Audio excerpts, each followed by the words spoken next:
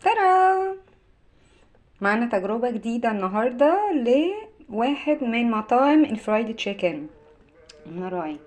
تشيكن مراي. طبعا هو ليه فروع كتير وواخد هايب اليومين دول، فهنشوف التجربة دي هتسفر عن ايه.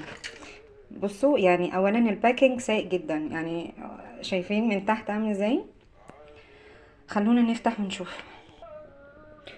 نقول بسم الله. بصوا يا جماعة، يعني هو طبعا نظرا لان الباكنج يعني من تحت اصلا هو مش حاطين اي حاجه تحميها، فخلينا ماشي. خلينا نشيلها خالص دلوقتي. هو اولا البطاطس طريه جدا، مش كريسبي، شاربه زيت. الفراخ غامقه قوي زي ما احنا شايفين كده. خلونا نجيب شوكه او سكينه ونجرب الكرمشه. انتوا عارفين شعرنا لا مجاملات ولا حنيه في اللقمه دي، يعني الكرمشه مش قوي، كانها معموله في البيت اهو، مفيش خرفشه اصلا.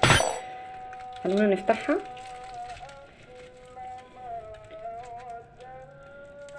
انا مش عارفه التفاصيل باينه ولا لا، بس بصوا يعني تبدو من ميميه من جوه اهي.